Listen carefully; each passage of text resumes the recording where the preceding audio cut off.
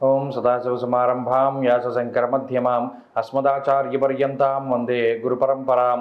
జ్యోతిషశాస్త్రాన్ని భావితరాల వారికి ప్రసాదించిన ఋషుల యొక్క పాదపద్మాలకి నమస్కారం చేసుకుంటూ, అలాగే నాకు ఈ జ్యోతిష విద్యను నేర్పిన గురువర్యులు జ్యోతిష బ్రహ్మ కీర్తిశేషులు శ్రీ ఈరంకి సూర్యనారాయణమూర్తి గారు, సూర్యశ్రీ దైవజ్ఞ గారి యొక్క పాదపద్మాలకి నమస్కారం చేసుకుంటూ, ఓం శ్రీ మహాగణాధిపతి నమః, శ్రీ గురుభ్యో నమః, హరి ఓం.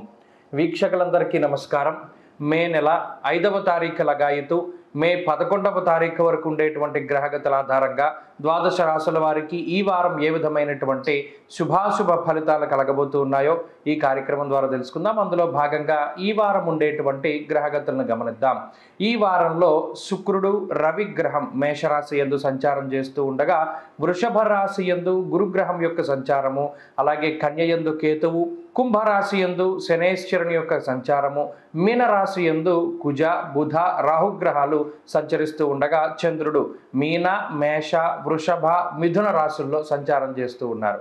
ఇటువంటి పరిస్థితుల్లో ద్వాదశ రాశుల వారికి ఏ విధమైనటువంటి ఫలితాలు కలగబోతుందో తెలుసుకుందాం. అందులో భాగంగా మొదటిది మేషరాశి. మేషరాశి వారికి ఈ వారం సాధారణమైనటువంటి గ్రహస్థితి గోచరిస్తూ ఉన్నది. ఈ రాశి వారికి 2వ స్థానమందు గురుగ్రహం, అలాగే జన్మ రాశి యందు సంచారం చేస్తూ ఉన్నటువంటి శుక్రగ్రహం, లాభస్థానమందు శనేశ్వరుడు చంద్రుడు వెరసి 4 గ్రహాల తాలూకు శుభ ఫలితాలు ఈ వారంలో కనబడుతూ ఉన్నాయి. ప్రత్యేకించి జన్మ రాశి యందు ఉన్నటువంటి రవి గ్రహం ఈ వారంతో ఆ జన్మరవి యొక్క దోషం తొలగిపోతుంది కాబట్టి ఆ ప్రభావమే కొంత ఇబ్బంది పెడుతూ ఉన్నట్టు కనబడుతూ ఉన్నది. ప్రత్యేకించి కాలాతిక్రమ భోజన అన్నారు శాస్త్రమందు, అనగా ఈ వారంలో ప్రత్యేకించి మేషరాశి వారు కాలాన్ని అతిక్రమించి భోజనం చేస్తూ ఉండడము, అలాగే కొంత ప్రయాసలు ఎక్కువగా ఉంటూ ఉండడము, కొంత శరీరం అలసిపోతూ ఉండడము, అలాగే కొంత స్థాన చలనము అనగా దూర ప్రాంత సంచారము, ఉద్యోగరీత్యా వ్యాపార రీత్యా వేరే ప్రాంతానికి వెళ్ళవలసి వస్తూ ఉండడం లాంటి విషయాల్ని ఈ వారంలో చూడవచ్చును. అంతేకాక కొంత ఖర్చు అధికంగా ఉంటుంది. కుటుంబ సభ్యులకి సంబంధించినటువంటి విషయాలు కొంత మిశ్రమంగా గోచరిస్తూ ఉన్నాయి. ప్రత్యేకించి శుభ కార్యక్రమాలకి సంబంధించినటువంటి విషయాలు ఏవైతే ఉన్నాయో అవి కొంత ముందుకు వెళ్ళేటువంటి పరిస్థితులు గోచరిస్తూ ఉన్నాయి.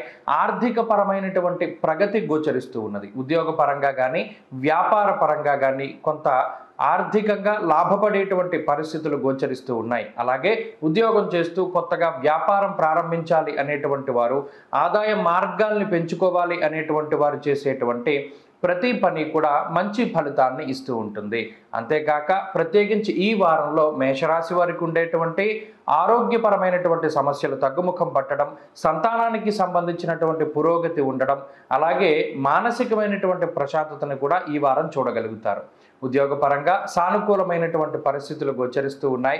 వ్యాపార పరంగా మేషరాశి వారికి ఈ వారం చాలా లాభదాయకంగా నడుస్తూ ఉంటుంది. విద్యార్థులకి గ్రహగతులు చాలా సానుకూలంగా కనబడుతూ ఉన్నాయి.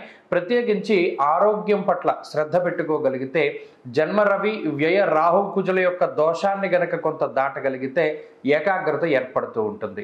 అలాగే స్త్రీలకు ప్రత్యేకించి ఈ గ్రహస్థితి మానసికమైనటువంటి చిన్నపాటి సమస్యల్ని సూచిస్తూ ఉన్నది. ప్రత్యేకించి కొంత శరీరపు అలసట, అలాగే అనారోగ్యపరమైనటువంటి విషయాల పట్ల స్త్రీలు ప్రత్యేకించి జాగ్రత్త వహించాలి. మేషరాశి వారు ఈ వారం మరింత అనుకూలమైనటువంటి ఫలితాలని సాధించడానికై లక్ష్మీ నరసింహస్వామి వారి యొక్క ఆరాధన చేస్తూ ఉండడం చెప్పదగినటువంటి సూచన. లక్ష్మీ నృసింహ కరావలంబ స్తోత్ర పారాయణం లేదా శ్రవణం శుభ ఫలితాన్ని ఇస్తుంది. ఈ వారంలో కలిసొచ్చేటువంటి రోజు గురువారంగా చెప్పవచ్చును. అదృష్ట సంఖ్య 4, అదృష్ట వర్ణము పసుపు. తదుపరి వృషభ రాశి.